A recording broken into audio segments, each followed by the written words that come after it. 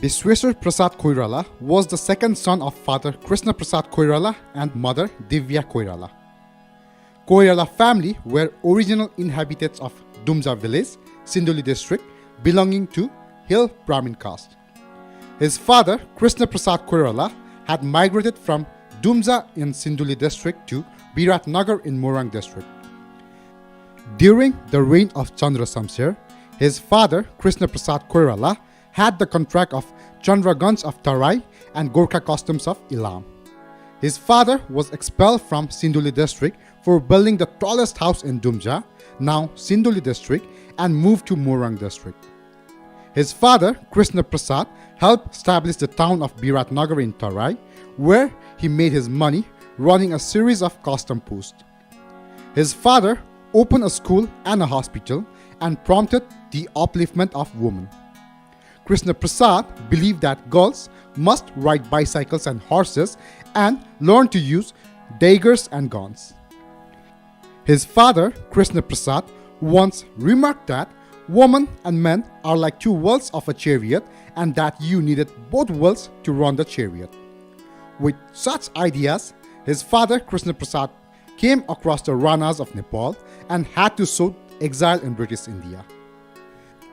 The Ranas had snatched his father from the government job Subba, saying that his father had links with the leaders of the Indian freedom struggle. Father Krishna Prasad Koirala went Banaras as he was deported by the Rana government of Nepal. The entire Koirala clan, altogether 45 members, were forced to live in exile in Banaras, India.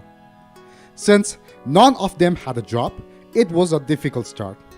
While staying there in Banaras, Bishweshwar Prasad Koirala was born on September 8, 1480. His birth name was Churamani. But in Banaras, remembering the offering of Lord Vishwanath, his father named him Bishweshwar Prasad. This is the name by which he became famous. Bishweshwar Prasad had suffered a lot in his childhood. Banaras proved expensive and they moved to Saharsa district in Bihar. Bishweshwar Prasad used to go to school wearing old clothes and torn sandals. He also used to sell magazines and newspaper to help his parents and to buy books at school. He went to school by eating only chickpea and water in the morning and evening. From an early age, he had the ability to listen to others and explain things to others. Influential international personality of the time included Kemal Pasha of Turkey, Dr. Sun Yat-sen's rise in China, the communist movement in Soviet Russia, and the establishment of Japan as a power nation had a profound effect on his life. World War II, the rise and fall of Hitler in Germany, took place in the same period. He was politically active during the nationally and internationally unstable and Cold War between the two poles. Until he was 14 years old, BP studied in a school established by his father. Afterwards, he joined Harish Chandra School in the city. He began writing from the 9th grade and his writing started to get published in the Indian newspaper. Childhood and political life began when the Indian independence movement that was going on in India at that time. He became involved in the Indian independence movement because of the belief that the Rana Empire could not be eradicated from Nepal as long as the British Empire remained in India. BP, a born rebel, was the first boy in his class to respond to the call of Mahatma Gandhi to boycott the classes of the government school. Young BP Koirala's boldness brought him into notice, and even Mahatma Gandhi was impressed by his fearlessness. In 1930, the British Raj charged him and his brother Matrika Prasad Koirala for having contacts with terrorists. He was arrested in connection with Motihari conspiracy case while he was still a student of 9th class. He was again arrested for taking active part in the labor strike in Darbhanga. Due to their involvement in the movement, Bishweshwar Prasad Koirala and his brother Matrika Prasad Koirala was imprisoned in Hazarvi Bagh prison in India by the British government for 3 months in 1930. In 1932 AD, he completed his higher secondary education in Banaras. He then completed his bachelor's degree in politics and economics from Banaras Hindu University and his master's degree from Calcutta University. After completing his studies, he settled in Darjeeling and worked in the legal profession for a long time. Despite being a student, he was close to politics. While living in Darjeeling, India as a lawyer, he became acquainted with the well-known writer Surya Vikram Gyawali. With Surya Vikram Gyawali's help, his first story, Chandravadan, was published from Darjeeling in 1992 BS or 1935 AD. After that, he started working in the field of literature. He was married to Susila, the daughter of Kamal Prada, the governor of Chapa. Even after getting married, BP's financial situation was very poor. He married by lending 400 to 500 rupees from his friend Devendra. The parents were not present at BP's wedding. They married in 1936 AD. Susila Koirala was born in 1923 AD. A trained Bharatnatyam and Kathak dancer, Susila Koirala made use of her dancing skills to earn money for the family during difficult times. She gave birth to 3 sons and 2 daughters. In 1939, BP's first story in Nepali, Indrabadan, was published in a monthly paper, Sarada. The story immediately gripped the attention of many people and sent shockwaves throughout the literary circle of Nepal. The story was experimental, unconventional, and unlike most previous Nepali stories that are based on myth and are symbolic, Indravadan addressed issues that are still taboo in Nepalese society. BP was actively associated with the famous Quit India movement in 1942. He worked amongst the British Gorkha soldiers in Dehradun, instigating them to defy the orders to suppress the nationalist movement in India. Subsequently, he was arrested and deported to Central Jail, Hazaribagh in 1942, where he spent about 3 years. He, for the first time, suffered throat cancer in the prison, which ultimately proved disastrous. His father died in the Rana prison in Kathmandu in 1945 AD. He founded the Nepali National Congress in 1947, which later becomes the Nepali Congress. The British had to leave India. India became independent. The Indian movement also had an effect on Nepal. Nepali people also wanted to be free from the atrocities committed by Rana in Nepal. Feeling the need of an organization, BP published his article in Searchlight in Patna asking people interested in bringing democracy in Nepal to come in contact with him. With this news, interested Nepalese started approaching BP. It was decided to open a committee in Banaras. An organization was born in India to bring democracy to Nepal. This committee also met Nepalese living in every corner of India. At the same time, Ganesh Man and BP also had meetings. The 13-member committee was chaired by Tanka Prasad Acharya. The party was named the National Congress. There was also a labor movement in Nepal.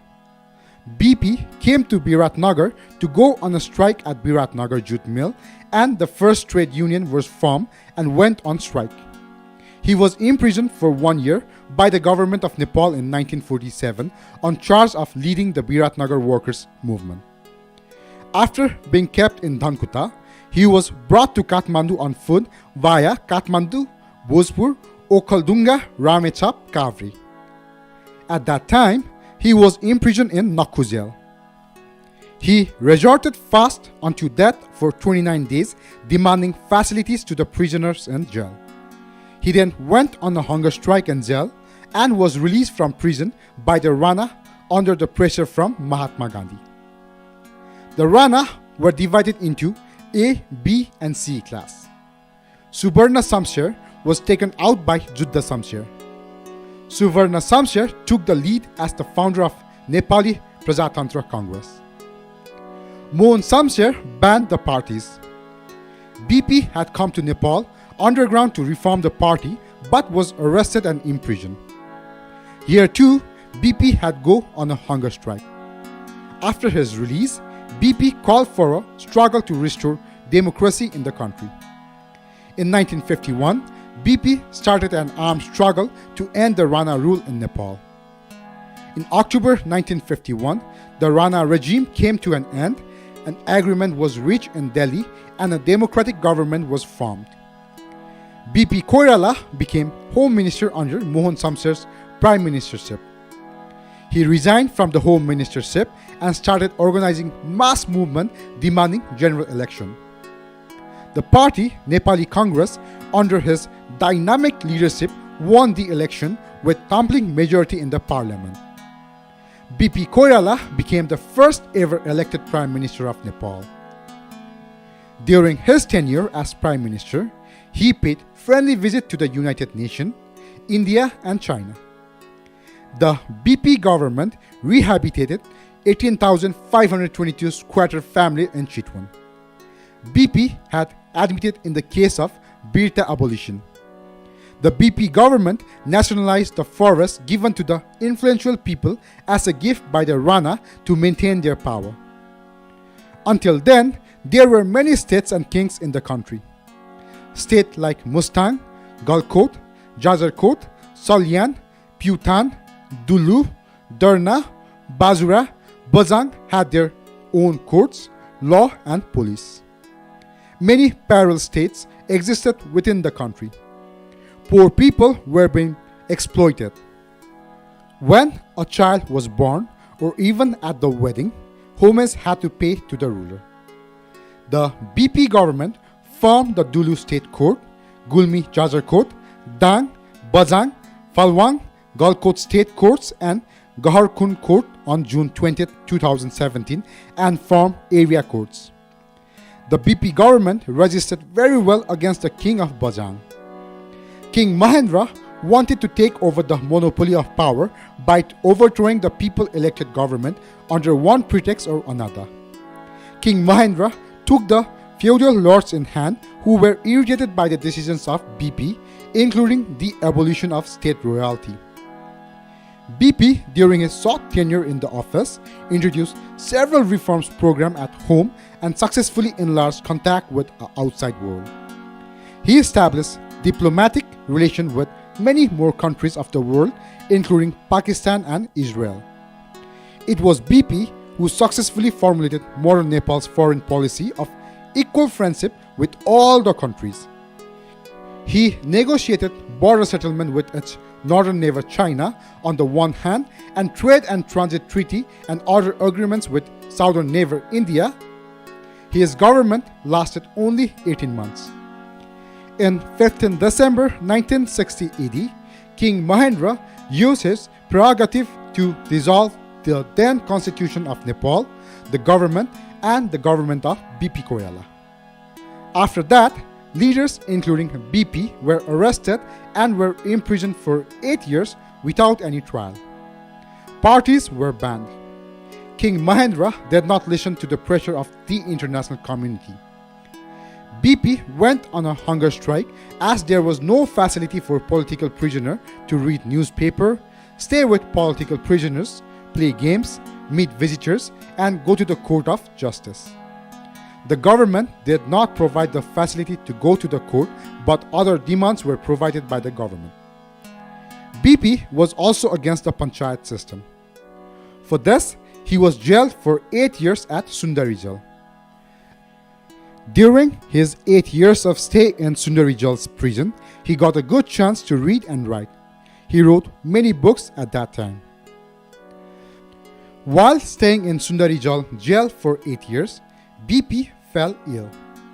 He was released in the month of Kartik 2027 BS for treatment. After receiving treatment in India, BP returned to Nepal, but after the treatment in India was not enough, BP demanded a passport to go to Europe. But the Nepalese government did not give it.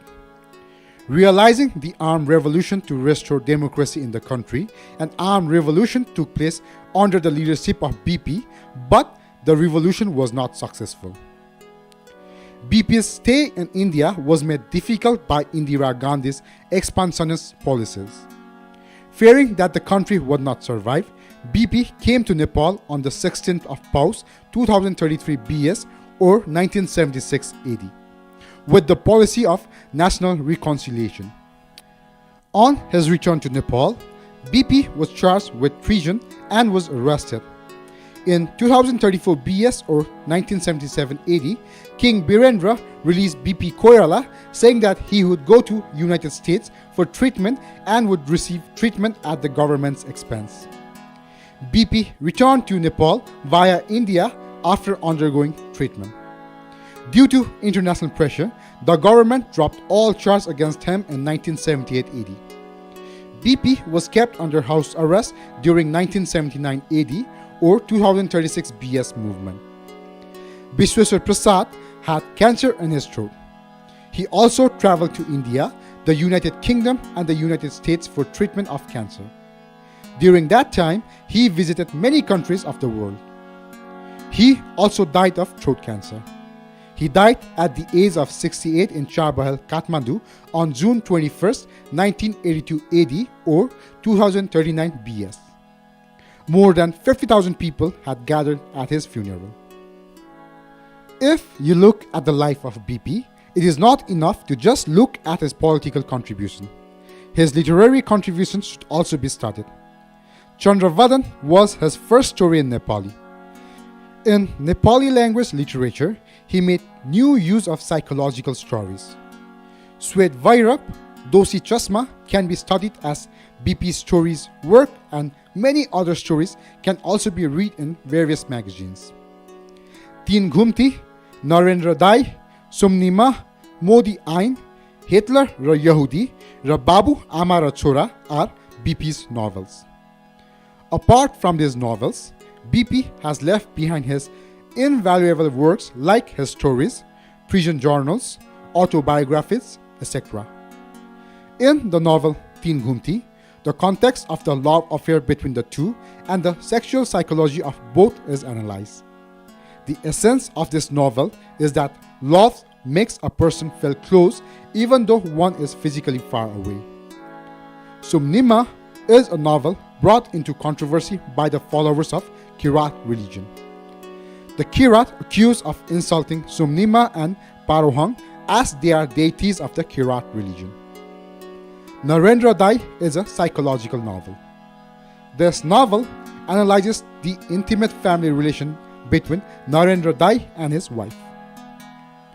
The novel Hitler raw Yahudi is based on the story of the German dictator Hitler, who imprisoned and killed millions of innocent Jews in a gas chamber. BP Koirala, who introduced sexual psychology into Nepal language literature, is also credited with being a literary man who made new use of psychological stories. BP Koirala was not a believer. He practiced atheism or the doctrine of godlessness. BP Koirala had strong influence of Marxism and Gandhism. BP's famous sayings are as follows. Being a critic requires a lot of knowledge and skills. It doesn't matter if you have a black hat on your head or not. In fact, culture is a human behavior. I believe in universal culture. In literature, even the emperor is naked. Literature is a symbol of civilization. Literature is the highest philosophy born of the fusion of music and emotion. I am not against religion at all, but everyone knows that I do not practice any religion. To try to call a dictatorial system a democracy is to try to cover one untruth with another. I am not an economic expert, but the development that leaves the rural people behind is not development at all. Say country or nation, it is not geography, it is really the people. The foundation of the nation will not be strong until any section of the society experiences injustice. We must defeat our opponents on the basis of principle. We should not compromise with anyone by abandoning our principles. Without democracy, the country will not exist. The king will not exist, nothing to speak about us. Nationality is not the soil. It is the collective feeling and opinion of the people. Life itself is a sure risk. The development of the country is not possible without the development of our village. Therefore, when planning, the Nation Planning Commission should keep a photo of a poor farmer plowing the land along with the photo of the king, keeping in mind what is being done for his benefit. Nation is the people. Nationality is the feeling of the people. We do not allow democracy to be killed in the name of socialism, and we do not accept exploitation in the name of democracy. Socialism is communism. Democracy is added to that, and communism is socialism in which democracy is withdrawn. I want complete change. I want social change.